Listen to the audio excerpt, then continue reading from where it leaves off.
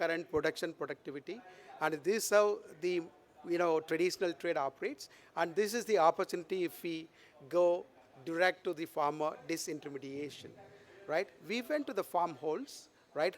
Close to the heartland of the farming, we set up the collection centers across India, some 100, 150 collection centers, and each and every collection centers were attached with 2,000 farmers, out of which quite a few of them like continuous, right? Today this guy, tomorrow that guy. So because we wanted the produce every day coming to so many hundreds of numbers of our stores across India. So we started buying, we started giving them projection, what is the volume going to be, what vegetables, what variety and all. We coordinated. Eventually, we have created an amazing supply chain network, right? Collection center, growers get the demand, and just before the consumption need, he is being called, and the harvest happens, the produce comes, and a fair price is being given, the amount is being transferred to his bank.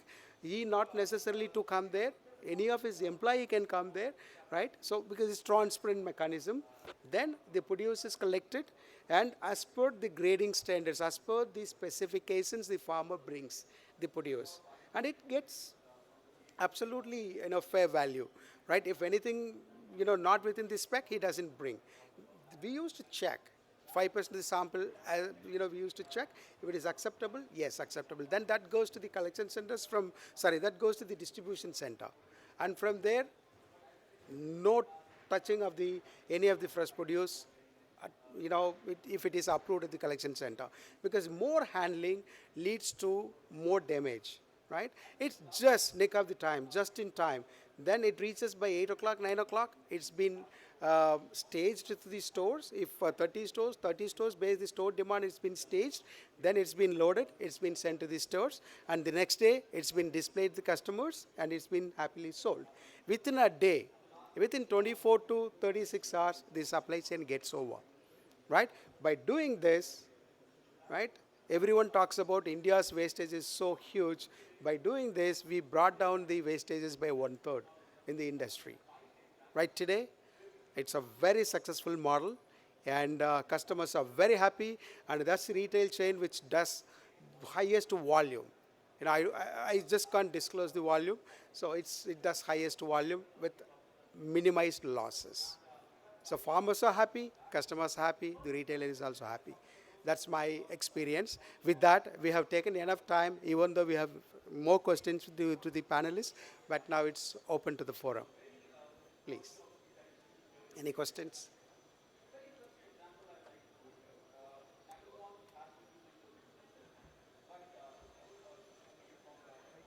Yep. Any questions, please? I like to bring to before if anybody have any questions, it's good for us or for all the panelists to answer. But I like to give you a different example from the agri logistic.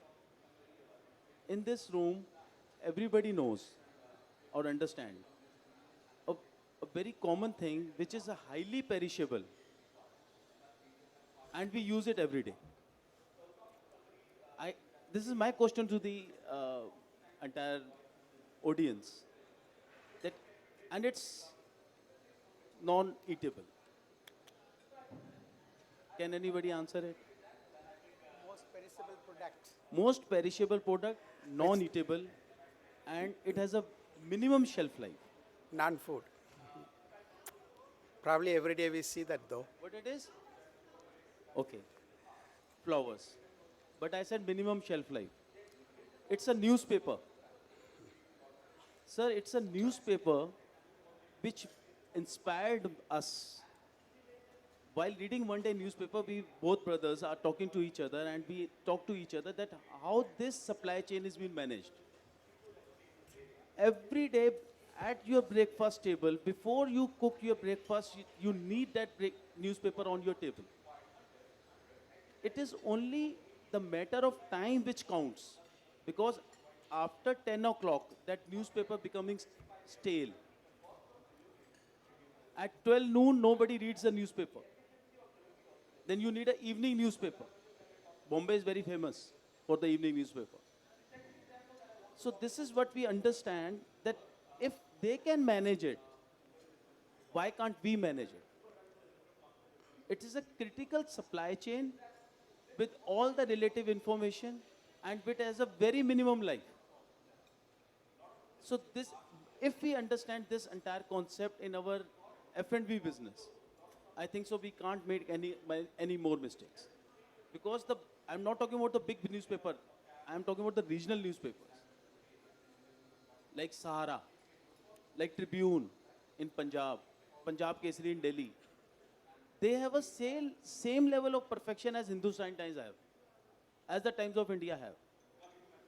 So it is not a question of it's a big business, they can handle it. It is only to serve the customer and you understand the need of the customer.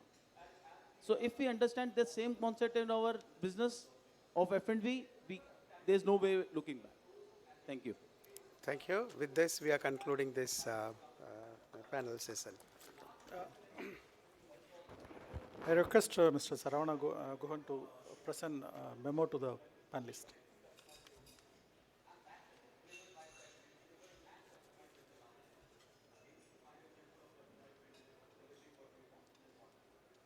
No, you can please present.